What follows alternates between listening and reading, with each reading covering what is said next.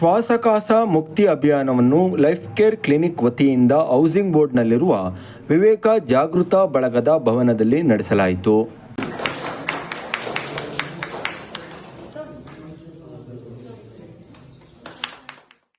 ಫಲಾನುಭವಿಗಳನ್ನು ಉದ್ದೇಶಿಸಿ ಮಾತನಾಡಿದ ಬ್ರಹ್ಮಕುಮಾರಿ ವಿಶ್ವವಿದ್ಯಾಲಯದ ಪ್ರಮುಖರಾದ ಭಾಗ್ಯಕ್ಕ, ಆಯುರ್ವೇದಿಕೆಗೂ ಹುಣ್ಣಿಮೆಗೂ ವಿಶೇಷವಾದ ಸಂಬಂಧವಿದೆ.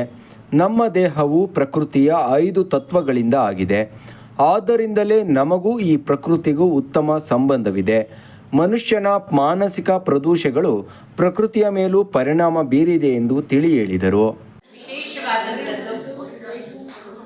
ಆಯುರ್ವೇದಿಕಿಗೂ ಪೌರ್ಣಮಿಗೂ ಎಂತಹ ಒಂದು ವಿಶೇಷವಾದ ಸಂಬಂಧ ಇದೆ. ನೇಚರ್ ಜೊತೆಗೆ ಹೇಗೆ ಸಹಕರಿಸುತ್ತೆ. ನಮ್ಮ ದೇಹನೂ ಒಂದು ನೇಚರೇ, ಏಕೆಂದರೆ ನಮ್ಮ ದೇಹನೂ 5 ತತ್ವಗಳಿಂದ ಆಗಿದೆ. ಪ್ರಕೃತಿಯ 5 ತತ್ವಗಳ ಪ್ರಭಾವ ನಮ್ಮ ದೇಹದ ಮೇಲೆ ಆಗುತ್ತೆ.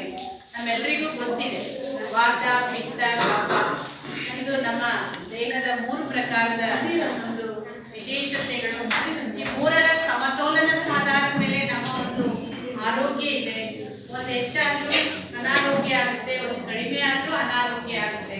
ಒಬ್ಬೊಬ್ಬರಿಗೆ ಒಂದು ಜಾಸ್ತಿ ಇರುತ್ತೆ, ಕಮ್ಮಿ ಇರುತ್ತೆ. ಈ ದೇಹದ ರಚನೆ ನಮ್ಮ ಕರ್ಮಗಳ ಆಧಾರದ ಮೇಲೆ ಆಗುತ್ತೆ. ಆದರೆ ಇವತ್ತು ಕಲಿಯುಗದಲ್ಲಿ ಪ್ರಕೃತಿನೂ ಕೂಡ ಒಂದು ರೀತಿ ಕಲುಷಿತವಾಗಿದೆ. ಅದನ್ನ ಸ್ವಲ್ಪ ನಾವೇ ಕಲುಷಿತ ಮಾಡಿದೀವಿ ಎಂದು ತಪ್ಪಾಗ್ಲಿಕ್ಕಿಲ್ಲ. ಯಾಕೆಂದ್ರೆ ಮನುಷ್ಯನ ಮಾನಸಿಕವಾದಂತಹ ಪ್ರದೂಷಣೆ ಏನಿದೆಯೋ ಅದರ ಪ್ರಭಾವ ಇವತ್ತು ಪ್ರಕೃತಿ ಮೇಲೂ ಆಗಿದೆ. ಫಲಾನುಭವಿಗಳಿಗೆ ಅರಿವು ಮೂಡಿಸುತ್ತಾ ಮಾತನಾಡಿದ ನುರಿತ ಆಯುರ್ವೇದ ವೈದ್ಯ ಡಾಕ್ಟರ್ ಕೆ.ಎ. ಅನಿತ್ ಕುಮಾರ್ ಅವರು, ನಾವು 10 ವರ್ಷಗಳಿಂದ ಉಚಿತವಾಗಿ ಔಷಧ ನೀಡುತ್ತಾ ಬರುತ್ತಿದ್ದೇವೆ. ವರ್ಷಕ್ಕೆ ಒಮ್ಮೆ ಬರುವ ಮೃಗಶಿರ ನಕ್ಷತ್ರದ ಹುಣ್ಣಿಮೆಯಂದು ಔಷಧಿ ಪಡೆದರೆ ಶೀತ, ಕೆಮ್ಮು, ಸೀನು ಮತ್ತು ಉಬ್ಬಸದಂತಹ ಉಸಿರಾಟದ ಸಮಸ್ಯೆಗಳಿಗೆ ಶಾಶ್ವತ ಪರಿಹಾರವನ್ನು ಪಡೆಯಬಹುದು. ಇದು ಸಂಪೂರ್ಣವಾಗಿ ಗಿಡಮೂಲಿಕೆಗಳಿಂದ ತಯಾರಿಸಲಾದ ಸಾಂಪ್ರದಾಯಿಕ ಔಷಧಿಯಾಗಿದೆ ಎಂದು ಹೇಳಿದರು. ಮನುಷ್ಯನಿಗೆ ಶಮನವಾದಂಥ ಕೆಲಸ ಮಾಡುತ್ತದೆ. ನಾವು ಸುಮಾರು 10 ವರ್ಷದಿಂದ ಈ ಒಂದು ಔಷಧಿಯನ್ನು ಕೊಡ್ತಾ ಬಂದಿದ್ದೀವಿ. ಬೇರೆ ಹೆಸರು ಕೊಡಬಹುದು, ಆದರೆ ಈ ಹುಣ್ಣಿಮೆ ನಕ್ಷತ್ರವನ್ನು ಕೊಡೋದ್ರಿಂದ ಆ ದೇಹದಲ್ಲಿರುವಂಥ ಅನೇಕ ದಿನಗಳಿಂದ ದೀರ್ಘಕಾಲದಿಂದ ನಡೆದಂಥ ಕೆಮ್ಮಾಗಿರ್ಬೋದು, ಶೀತ ಆಗಿರ್ಬೋದು, ಅಲರ್ಜಿಕ್ ರೈನೈಟಿಸ್ ಅಂತ ಏನು ಹೇಳ್ತಾರೆ ಅದರಿಂದ ಶೀತ ಆಗಿರ್ಬೋದು, ಆಸ್ತಮಾ ಆಗಿರ್ಬೋದು, ಮತ್ತು ಅನೇಕ ಇದನ್ನ ದಿವ್ಯೌಷಧಿ ಅಂತಲೇ ಕರೀತಾರೆ.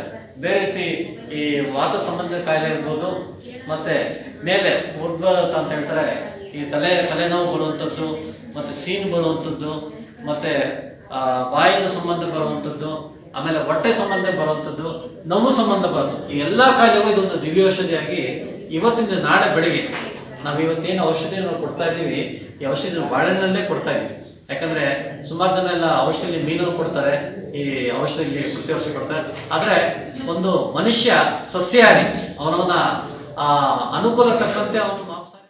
ಕಾರ್ಯಕ್ರಮವನ್ನು ಸ್ಥಳೀಯ ನಗರಸಭೆ ಸದಸ್ಯೆ ಕವಿತಾ ಶೇಖರ್ ಉದ್ಘಾಟಿಸಿದರು. ಮುಖ್ಯ ಅತಿಥಿಗಳಾಗಿ ನಗರಸಭೆ ಸದಸ್ಯೆ ಕೀರ್ತಿ ಶೆಟ್ಟಿ ಭಾಗವಹಿಸಿದ್ದು, ಈ ಸಂದರ್ಭದಲ್ಲಿ 500 ಉಸಿರಾಟ ಸಂಬಂಧಿ ರೋಗಿಗಳಿಗೆ ಉಚಿತ ಔಷಧಿ ನೀಡಲಾಯಿತು.